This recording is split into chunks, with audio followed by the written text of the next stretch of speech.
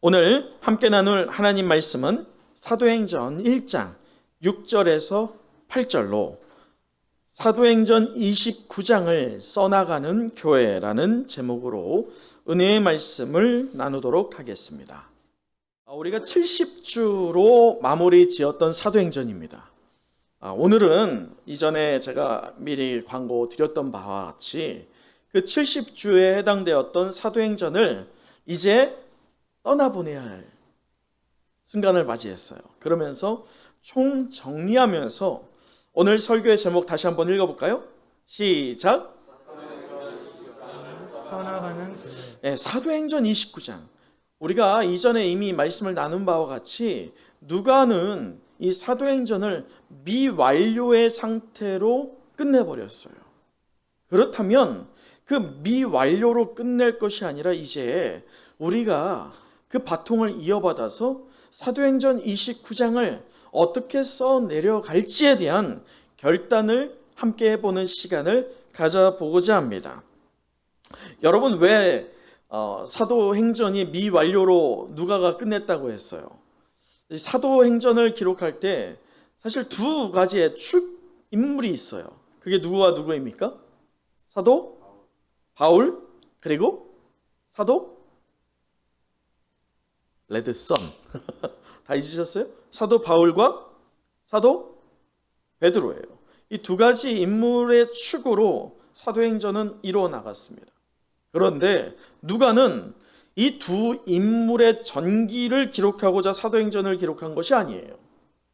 누가는 애초부터 사도행전을 기록할 때 목적은 분명했습니다. 바로 성령께서 어떻게 운행해 가시는지, 이 초대교회를 말이죠. 그리고 하나님의 뜻하심이 어떻게 이루어 가는지 그것을 보여주고자 사도행전을 기록하였고, 또 이 미완료로 끝난 이 사도행전이 누구에게로 연장되기를 원했던 것입니까? 오늘 저와 여러분에게 연장되기를 원했기에 미완료로 끝낸 거예요. 그렇다면 누구로부터 이 사도행전이 완료가 되어야 할까요? 바로 나로부터, 또 우리 은성교회로부터 이 사도행전이 완료되기를 우리는 힘써야 할 그 사명이 있을 줄 믿습니다. 자, 그러기에 우리가 좌우를 한번 보세요. 앞뒤도 한번 보세요. 자, 어떤 분이 배이십니까? 아유, 졸린 눈이 계십니까? 아니죠. 영으로 깨어있는 분들이어야 합니다. 말똥말똥 사탄이 우는 사자처럼 우리를 움키려고 할 때 오히려 더 영적으로 각성되어서 영적 분별력을 지닌 우리의 동역자들이 여러분 눈에 보이실 줄 믿습니다. 자, 그런 동역자들을 향하여서 당신을 축복합니다 라고 한번 축복하는 시간을 가져보도록 하죠. 축복합니다. 저의 동역자가 되어주셔서 감사합니다. 제가 당신의 동역자가 되어드리겠습니다. 자, 함께 마지막으로 함께 합시다. 함께 합시다. 아멘. 여러분, 함께 할 때 비로소 사도행전 29장을 써나갈 수 있어요. 우리 개개인은요 절대로 쓸 수 없어요. 유일용 목사 혼자 사도행전 29장을 쓴다? 절대로 할 수 없어요. 물론 개개인의 삶의 자리에서 우리에게 맡겨진 분량대로 우리의 삶의 자리에서 사도행전 29장을 써야겠지만, 그것이 공동체를 이루어서 힘이 하나로 모여져야 할 필요가 있습니다. 그럴 때 능력이 일어나게 될 줄 믿습니다. 여러분, 그러면서 우리가 말씀을 통해서요, 우리 70주에 걸친 사도행전을 이제 마무리하면서 저의 책장에 이제 사도행전에 대한 자료들이 가득하거든요. 그걸 이제 제가 어떻게 해야 돼요? 하나씩 정리를 해야 되잖아요. 한 권씩 정리를 하면서 떠나보낼 때 그 마음에 참 아쉬움이 크더라고요. 그러면서 제가 어떻게 할까요? 그 한 권 한 권을 빠르게 어떻게 해요? 잠깐 보는 거예요. 아, 이런 말씀이 있었지, 이런 말씀이 있었지 라고 하면서 사도행전의 그 사건들이 빠르게 저의 머릿속에 스쳐 지나가게 됐어요. 그러면서 제가 발견한 게 하나가 있습니다. 그것이 무엇이냐면 하나님께서 이 영적인 부흥의 자리, 또 영적 부흥이 있을 때 당연히 따라서 어떤 부흥이 따라왔다고 했습니까? 숫자적인 부흥이 따라왔었어요. 여러분, 분명한 건 성경에서 숫자적인 부흥이 먼저 있는 곳에 영적 부흥이 있었던 적은 단 한 번도 없었어요. 성경에는 똑같이요, 영적 부흥이 있던 곳에 자연스럽게 어떤 부흥이 따라왔어요? 숫자적인 부흥이 따라왔어요. 그런데 그렇게 사도행전의 사건, 곧 이 부흥이 일어나던 그 순간마다요, 똑같이 있었던 공통점이 있더라고요. 제가 그 성경 자료들을 정리하면서 살펴보니까 말이죠. 우리 빠르지만 이 시간 한번 살펴보도록 하죠.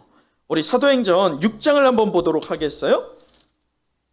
사도행전 6장을 보면 이 초대교회가 이제 세워지고 나서는요, 사도들이요, 이제 7 집사를 세우게 됩니다. 자, 그러면서 초대교회가 어떠한 모양을 갖춰 나가는데요. 자, 이럴 때에 7절 우리 함께 읽어보도록 할까요? 6장 7절이에요. 시작. 하나님의 말씀이 점점 왕성하여 예루살렘에 있는 제자의 수가 더 심히 많아지고 허다한 제사장의 무리도 이 도에 복종하니라. 여러분 보이세요? 제자의 수가 어떻게 됐다고 했어요? 그냥 많아지지 않았어요. 많아졌다도 강조입니다. 그런데 어떻게 해요? 심히 많아졌다라고 하는데 여기에서 볼 때 더도 들어가세요. 더. 그러니까 강조를 하고 있어요. 그 얘기는 믿는 성도의 숫자가 어떻게 됐다는 거예요? 많아졌다는 거예요. 숫자적인 부흥이 지금 일어나고 있습니다. 자, 그런데 이러한 숫자적인 부흥이 있기 이전에 분명한 현상이 있었어요. 그 전조 증상이 말이죠. 그것이 무엇이에요? 말씀이, 어떤 말씀이? 하나님의 말씀이, 어떤 사람의 말이 아니에요. 어떤 위대한 사도들의 말이 아니었습니다. 어떤 말씀이? 하나님의 말씀이 점차 왕성하여졌어요. 곧 하나님께서 그 말씀을 통해서 이루어 가시는 일들이 드러났다는 것이죠. 우리 또 사도행전 12장도 한번 살펴보도록 할까요? 사도행전 12장 23절에서 24절을 보면 이 12장은요, 야고보의 죽음이 나옵니다. 사도 야고보가 죽어버려요. 헤롯 왕의 핍박으로 말이죠. 그의 죽음으로 이제 어떻게 되느냐? 초대교회가 소위 박살납니다. 우리의 눈으로 보자면, 육의 눈으로 보자면 교회는 이제 생명력이 어떻게 된 겁니까? 끝난 것처럼 보여져요. 그러나 오히려 이 위기를 하나님께서 기회로 사용하여 주셔서 이 교회가요, 예루살렘이라고 하는 그 벽을 넘어서 이제 사방으로 뻗쳐가게 됩니다. 자, 그러면서 23절, 24절 함께 읽어보죠. 시작.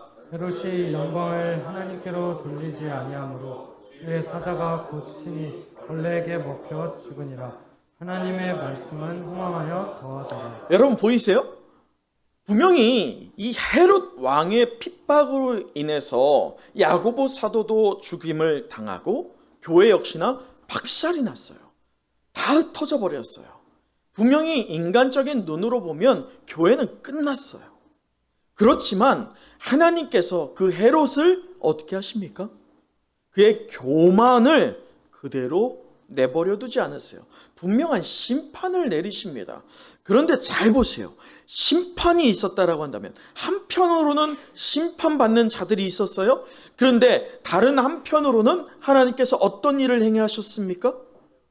말씀에서 보세요. 24절 어떤 역사가 일어납니까? 하나님의 말씀은 흥왕하여졌어요. 분명히 한편으로는 심판의 역사가 일어났지만 다른 한편에 우리는 조명을 해봐야 됩니다. 집중을 해야 돼요. 하나님의 말씀이 흥왕해져 갔다는 것을 말이죠. 우리는 눈앞에 심판만을 봅니다. 눈앞에 어떤 분명히 드러나는 현상만을 봅니다.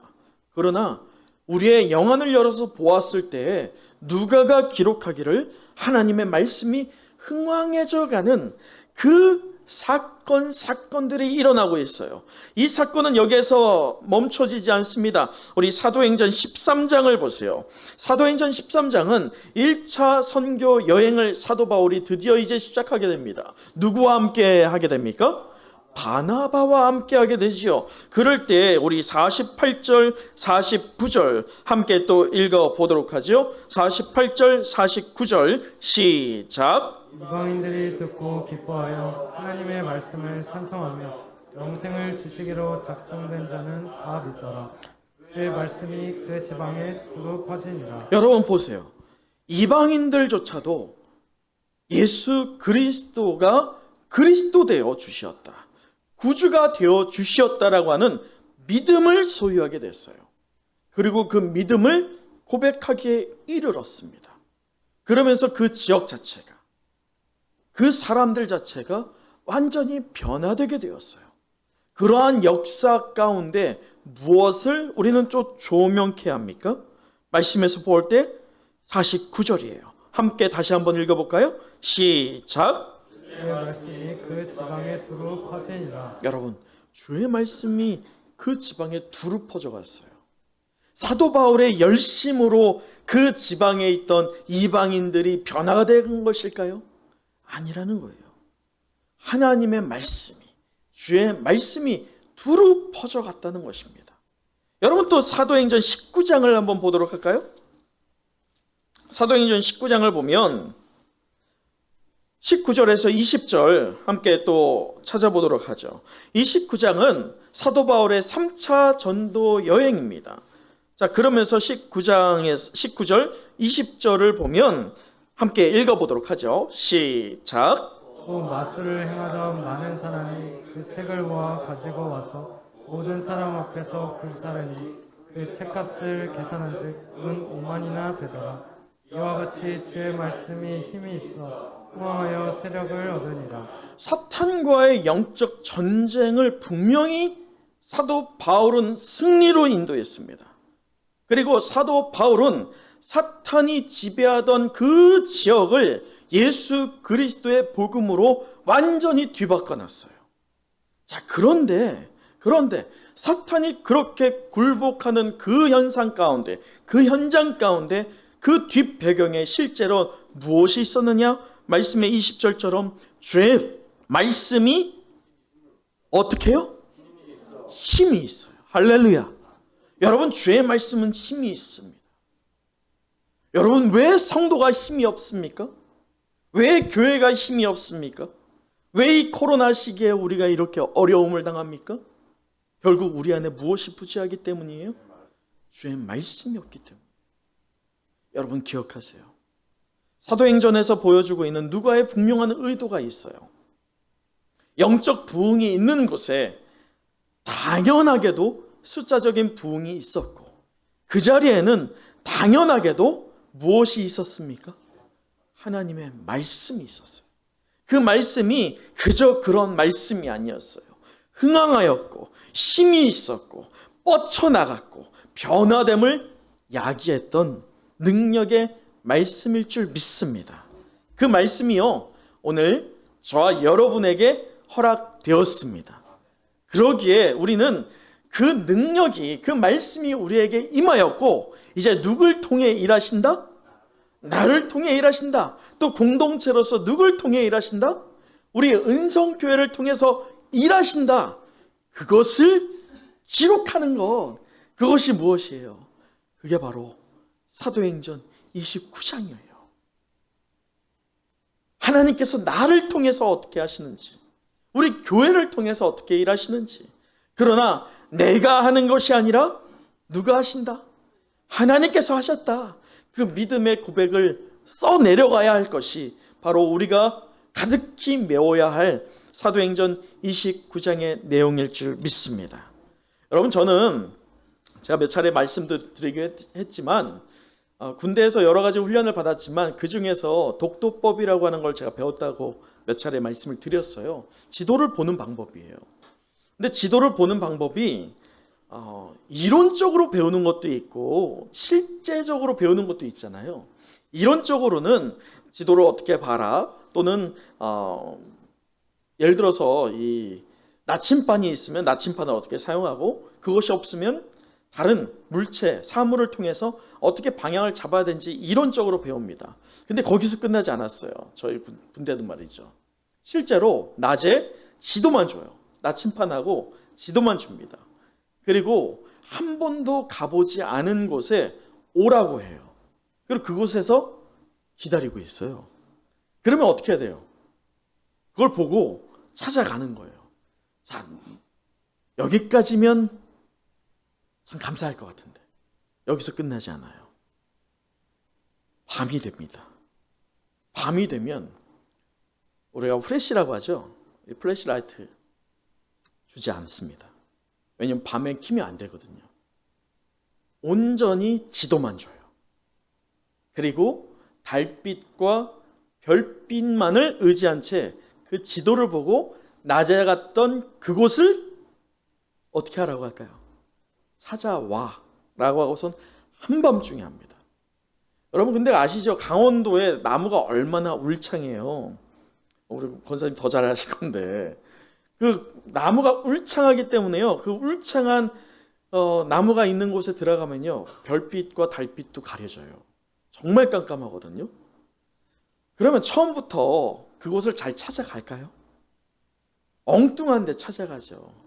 그런데요, 그게 조금씩 익숙해지면요, 한두 번 실수를 하지만 그것이 점차 제게 누적되니까 이제 지도를 주면 어떻게 할까요? 찾아가요. 자, 그런데 제가 그 경험을 토대로요 깨달은 바가 있어요. 이 독도법을 잘 하려면 이것을 분명히 해야 되는구나. 두 가지가 있어요. 잘 기억하세요. 첫째는 여러분도 혹시 지도 하나로 찾아가야 할 일이 있으니까 잘 기억하셔야 돼요. 하나는 원자료. 나한테 자료 하나밖에 없잖아요. 그게 뭐예요? 지도. 이 지도를 100% 신뢰해야 돼요. 때때로 우리는 내비게이션을 보면서 안 믿잖아요. 그거는 우리가 편의장치가 다 있으니까 그렇지만, 독도법을 통해서 전혀 모르는 곳을 갈 때면 내가 갖고 있는 지도가 맞구나, 이 확신이 있어야 됩니다. 두 번째는요, 이 확실한 자료되는 지도를 볼 때 가장 기준이 서 있어야 돼요. 그 기준이 뭘까요? 아니에요. 도착지 아니에요. 동서남북 중요하죠. 그런데 그거보다도 더 본질적으로 이게 반드시 있어야 돼요. 이게 취하지 않아지면, 이게 갖춰지지 않으면 절대로 동서남북 잡을 수가 없어요. 나의 위치예요. 내가 어디 서 있느냐, 내가 어느 방향을 보고 있느냐, 이걸 발견하지 않으면, 이걸 찾지 않으면 절대로 동서남북 찾지도 못하고 도착지에 이르지도 못합니다. 그런데 제가 목회를 하다 보니까 우리가 보편적으로 지도를 보는 독도법이 신앙에도 적용이 되더라는 거예요. 여러분 기억하세요? 독도법 첫째가 제가 갖고 있던 기준이 뭐라고 했어요? 지도를 신뢰한다고 했잖아요. 여러분, 우리의 지도가 무엇입니까? 하나님의 말씀이에요. 우리에게 자료가 하나가 있다면 원자료, 성경이에요. 이 말씀을 절대적으로 신뢰해야 돼요. 그렇지 않는다면 우리는 우리의 나아갈 방향도 알지 못한 채, 또 우리가 가야 할 표대도 어디인지 알지 못한 채 표류하고 맙니다. 그러게 두 번째, 여러분 독도법에서 두 번째가 뭐라고 했어요? 내가 어디에 서고 있는지, 또 내가 무엇을 바라보고 있는지를 봐야 된다고 했죠. 똑같아요. 신앙에 있어서도요, 우리가 하나님 마음에 합한 삶을 살고, 또 하나님께서 요구하시는 아름다운 열매를 맺기를 누구나 원하지만 누구나 그런 결과를 맺습니까? 그렇지 않아요. 왜 그러느냐? 이 두 번째가 중요한 거예요. 바로 내가 어디에 서 있는지를 모르기 때문이에요. 곧 내가 누구인지를 모르기 때문이에요. 내가 성도라고 하는데 성도로서 내가 어떤 삶을 살아야 할지, 또 무엇을 보고 있는지, 저 세상을 보고 있는지, 아니면 나의 인생을 태초 이전부터 예정하시고 계획하시고 인도해 가시는 하나님을 보고 있는지 우리가 점검하지 않는다면 우리는 끝내 목표를 달성할 수 없게 된다는 것입니다. 여러분, 그렇기에 기억하세요. 우리의 삶에요, 절대적으로 신뢰해야 할 것이 있습니다. 그것이 무엇입니까? 하나님의 말씀일 줄 믿습니다. 여러분, 오늘 말씀 사도행전 1장을 다시 한번 돌아와 볼까요? 이 1장을 보면요, 우리 주님께서요 십자가에 죽으시고 부활하셨습니다. 할렐루야. 그런데 며칠 동안 이 세상에 남아 계셨어요? 40일이었어요. 오늘 1장의 내용은요, 우리 주님께서 왜 바로 부활하시고 승천하지 않으셨을까? 곧 왜 40일 동안 이 땅 가운데 남아 계셨느냐를 우리에게 보게끔 합니다. 곧 우리가 사도행전을 보았던 목적이 있었어요. 그 목적이 무엇이에요? 원형적인 복음. 그 원형적인 복음이 과연 초대 교회가 가지고 있던 그 원형적인 복음이 무엇이냐를 우리는 살펴보고자 70주간이나 사도행전을 독파해 왔습니다. 그러면서 오늘 말씀이 우리에게 굉장한 큰 도전을 주고 있어요. 왜냐? 오늘 말씀은 초대교회의 발원이 되는, 생성이 되는 그 근원을 제공하는 말씀이 되기 때문입니다. 우리 먼저는 4절 말씀 함께 읽어보도록 할까요? 4절 말씀이에요. 시작. 사도와 함께 모이사 그들에게 분부하여 이르시되 예루살렘을 떠나지 말고 내게서 들은 것 아버지께서 약속하신 것을 기다리라. 여러분, 지금 이 상황은요, 평안할 때가 아닙니다. 우리 주님이 왜 죽으셨어요? 우리를 위해서 죽으신 것 말고 시대적으로, 역사적으로 주님이 왜 죽으셨습니까? 네? 신성모독, 또요. 신성모독 맞죠? 신성모독인데 신성모독보다도 근본적으로 유대인의 왕, 약간 비슷한데, 예수님께서 죽으신 것은 결국 누구한테 밑보였기 때문이에요. 누구입니까? 헤롯 아니에요. 유대인 누구요? 그 무리가 뭐예요? 사내들인 공의예요. 결국 교권을 갖고 있는 기득권들, 그들에게 밑보인 거예요. 그들에게 집중됐던 시선이 지금 누구에게 집중되기 때문입니까? 예수님께 집중되기 때문이에요. 그래서 프레임을 씌운 게 신성모독이죠. 자, 그런데 우리 주님께서요, 그렇게 공격받고 시기받음으로 끝내 어떻게 되신 거예요? 십자가 처형을 당하신 거예요. 물론 우리 입장에서는 그것은 하나님의 계획이었고 유일한 구원의 방법이기 때문에 십자가에 달려 죽으셨지만, 당시의 사람들의 입장에서는 사내들인 공의에게 밑보였기 때문에 죽으심을 당한 거예요. 자, 그러한 사건이요, 단편적이냐, 그냥 그때 끝났냐? 예수님이 그 한 명이 십자가의 죽음으로 그 시기심과 그들의 분노가 사그러들었나? 아니라는 거죠. 계속 여전히 있어요.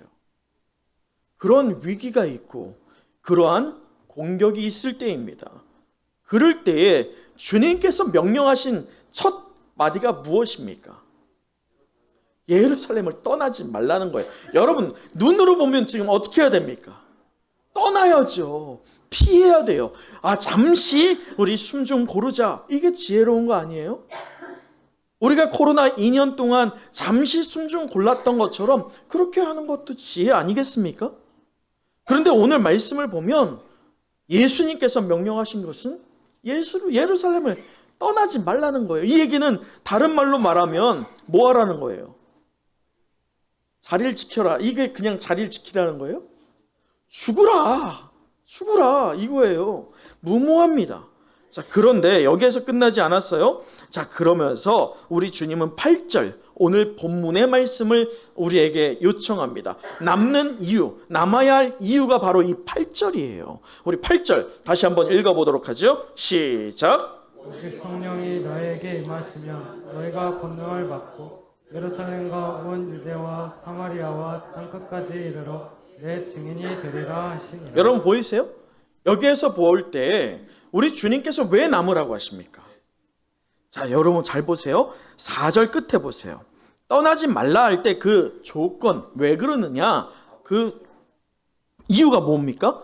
아버지께서 약속하신 거, 그게 8절에 연결되는 거예요. 그 약속하신 것이 무엇이에요? 성령이에요.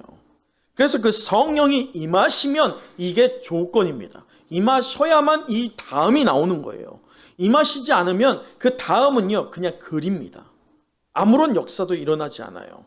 그러나 반대로 성령이 임하실 때에 이 주님의 말씀이 이루어진다는 거예요. 성취된다는 거예요. 그것이 무엇이에요? 너희가 무엇을 받습니까? 권능을 받아요. 권능을. 이 권능은 누구의 권능일까요? 우리가 스스로 얻을 수 있는 권능입니까? 우리가 노력한다고 얻을 수 있는 권능일까요? 아니에요. 이것은 하나님의 권능이에요. 하나님이 주시지 않으면 소유할 수 없는 권능입니다. 여러분, 그런데 잘 보세요. 오늘 주님께서 십자가에서 부활하시고 그 40일 동안 만나면서 그들을 다시 일으키고 있는 그 대상이 누구입니까? 불완전한 자들이에요. 그들은 실패한 자들이에요. 불충분해요. 예수님을 떠나간 자들입니다.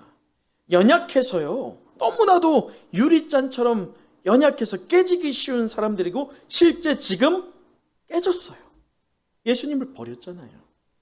그리고 갈릴리로 가서 제자 삼으라. 사람을 낚는 어부가 되라 라고 부르셨는데 지금 그 부르심의 소명을 잊은 채 다시 갈릴리로 가서 무엇하고 있어요? 어부를 하고 있어요. 물고기를 다시 낚고 있어요. 얼마나 한심합니까? 여러분 같으면 그런 사람들을 다시 찾아가시겠습니까? 분명히 불충분한 자들을 불러서 3년여 기간 동안이나 제자로 그와 삶을 공유하면서 만져가셨는데 지금 그들의 상황은 어떻게 되어 있어요? 원점이에요. 그 원점으로 돌아간 제자들에게 다시 오셔서 40일 동안 또 말씀하시는 거예요. 반복적으로. 여러분, 우리는 어떻습니까? 엔데믹을 준비하고 있는 지금의 이 시점에서요. 어찌 보면 우리는 너무 불안정해요. 불충분합니다. 연약합니다. 많은 부분이 무너져 내렸어요. 그렇기 때문에 우리를 주님께서 다시 부르실까? 우리 교회를 사용하실까? 내게 은혜를 또 더해 주실까? 라고 하는 의구심이 들 수 있습니다. 그러나 기억하세요.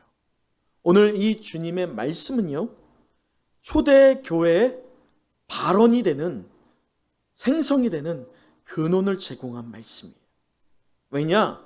이 말씀을 주시는 이가 불완전하십니까? 완전하십니까? 완전하신 하나님이세요. 완전하신 하나님께서 왜 불완전한 저와 여러분을, 오늘 이 제자들을 부르실까요? 완전한 사람을 통해서 일하시면 그 모든 영광을 누가 취할 수 있습니까? 우리가 취할 수 있어요. 그러나 불완전한 저와 여러분을, 또 오늘 제자들을 다시 불러서 또 한 번의 기회를 주시고, 그리고 이번에는 무엇을 주셔요? 성령을 주세요. 그 성령이 그들에게 충만하여 지니 어떻게 되느냐? 우리가 보았던 것처럼 이 제자들은 이제 사도로서 한 단계 성장하여서 그들이 죽기까지 그 복음의 일꾼으로 사명을 감당하게 되었습니다. 이뿐입니까?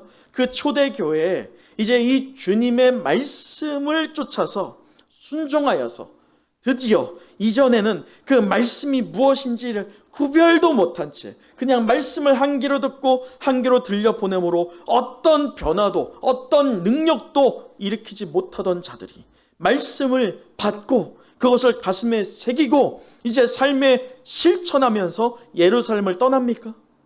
떠나지 않아요. 자, 떠나지 않고 그들이 그렇다면 무엇을 하느냐? 오늘 14절 보세요. 우리 14절 함께 읽어봅니다. 시작. 마리아와 예수의 더불어 마음을 같이하여 오로지 기도에 힘쓰더라. 여러분 무엇하고 있어요? 두 가지예요. 더불어 마음을 같이 하고 있어요. 여러분 이때까지요 이들이 마음을 같이 한 적이 있어요? 제자들이 마음을 같이 했어요? 틈만 나면 누가 주님의 오른편에 쓰느냐, 누가 큰 자냐 서로 겨뤘던 자들이에요. 그랬던 자들이 지금은 개인주의가 아니에요. 나만이 아니에요. 이제 공동체를 바라봅니다. 더불어 마음을 합하여 모이기에 힘쓰고 있습니다. 여러분, 우리 역시나 이 엔데믹을 준비하면서 사도행전 29장을 써내려갈 때 여러분 1절이 가장 중요할 거 아니에요? 만약에 29장을 썰 때 우리가 써내려가야 한다면 1절 여러분 어떻게 쓰겠어요? 무엇을 쓰시겠습니까? 어떤 것으로 시작하시겠어요? 맞아요. 바로 이거예요. 우리 은성교회가 주님의 놀라운 능력을 힘입어서 더불어 마음을 합하여 모이기에 힘썼더라. 그리고 이어서 무엇이 나와야 되느냐? 여러분 14절 계속 보세요. 오로지 기도에 힘쓰더라. 여러분 이 기도는 우리의 원함, 우리가 이 세상을 살아갈 때 하나님 이것도 필요하고요, 저것도 필요하고요, 이러한 기도가 아니에요. 물론 그 기도 중요합니다. 그 기도의 제목을 붙잡고 우리가 하나님께 매달려야 할 필요도 있어요. 그러나 오늘 이 성도들이 기도하고 있는 이 기도는 예루살렘에서 흩어지지 않고 이제 공동체를 이루어서 동역자들과 하나가 되어서 기도하고 있는 것은 무슨 기도일까요? 바로 하나님 나라의 완성을 위한 기도였어요. 그 기도가 이루어지면서 오순절날 성령이 이들에게 임합니다. 그 성령에 충만하여지니 이전에 납득하지 못하였던 하나님의 말씀, 주의 말씀이 이제 완전히 보게 되는 거예요. 동의하게 되는 거예요. 순종하게 되는 거예요. 실천하게 되는 거예요. 그것이 우리가 이때까지 보았던 사도행전 28장까지의 내용입니다. 보이세요? 오늘 이 말씀 희망 없어 보여요. 불완전하고 불충분하고 연약하고 툭하면 사단과의 싸움에서 져서 패배해서 그렇게 아무것도 아닌 것처럼 보여지는 저와 여러분일 수 있어요. 또 오늘 그러한 사람들입니다. 그러나 그러한 사람들을 하나님께서 친히 불러주셨어요. 또 그러한 저와 여러분을 불러서 이 자리에 함께하게 하여 주셨습니다. 이것은 우연히 된 일이 아니에요. 그저 어떻게 되다 보니까 일어난 일이 아닙니다. 하나님의 놀라운 계획이실 줄 믿습니다. 여러분 말씀을 마치겠습니다. 우리는 이 70주에 해당되는 사도행전의 대장정의 막을 내리면서 우리 말씀을 같이 제목을 읽어볼까요? 시작. 사도행전 29장을 써나가는 교회라는 제목으로 우리 은혜의 말씀을 나눴습니다. 은혜와 성령이 함께하는 은성의 영가족 여러분, 내일부터요 모든 종교시설은 식사를 해도 된다는 방침이 이제 실행이 될 거예요. 여러분 엔데믹이 정말 바로 코앞까지 다가온 것 같아요. 그래서 식사를 함께 할 수 있다는 거 얼마나 좋아요. 또 식사를 하게 되면 우리 오후 예배도 드리게 되고 또 다시 한번 구역 예배도 이제 대면에서 드릴 수 있으니 얼마나 좋습니까? 참 좋은 일이죠. 그러나 이것보다 우리에게 더 시급한 문제가 있어요. 참 좋은 일이지만 말이죠. 우리가 70주에 걸쳐서 사도행전을 묵상해 온 이유가 있어요. 최소한 저는 분명한 목적을 가지고 있었어요. 우리가 코로나를 맞이하면서 이 코로나 시기에 위기로 보일 수 있지만 이 위기를 하나님께서 어떻게 기회로 만져가시는지 사도행전을 통해서 그 초대교회가 소유하였던 그 원형적인 복음, 하나님께서 주신 그 말씀의 능력으로 눈에 보이지 않지만 암담하여서 어두워서 한 치 앞도 보이지 않지만 그 초대교회는 하나님의 말씀에 신뢰하면서 눈에 보이지 않는 그 길을 헤쳐나갔어요. 그것이 그 길이 어디까지 연결됐습니까? 오늘 이 자리까지 연결된 거예요. 그러기에 이제 우리가 그 바통을 이어가야 할 차례입니다. 그러기에 우리는 사도행전을, 이 원형적인 복음을 어떻게 우리가 적용할 수 있을까? 회복할 수 있을까? 분명한 목적을 가지고 사도행전을 살펴봐 왔습니다. 여러분, 사도행전에 등장하였던 이 열정적으로 복음을 증거하는 사도들, 장로들, 집사들, 일꾼들, 그들의 인생은 종결됐어요. 그러나 잊지 마세요. 하나님의 복음은, 하나님의 말씀은 종결되지 않았습니다. 오늘 저와 여러분을 통해서 계속 이어져 갈 줄 믿습니다. 여러분, 우리가 엔데믹을 이제 맞이하면서요, 아주 시급한 문제들이 많습니다. 또 정비해야 할 것들이 많아요. 2년 동안 중단되었던 중식도 준비해야 되고요, 구역 모임도 어떻게 해야 할지 준비해야 되고요, 오후 예배도 준비해야 돼요. 그러나 저는 그건 시급하지 않다고 봐요. 왜요? 2년 동안 중단됐는데 몇 달 더 연기된다고 해서 우리가 어려워지냐? 아니에요. 오히려 지금 우리는 분명히 사도행전을 왜 봤다고 했어요? 원형적인 복음이 무엇인지를 보기 위해서 살펴봤어요. 장장 몇 줄을요? 70줄을. 이제 이론적인 것은 우리가 어느 정도 공유가 되었습니다.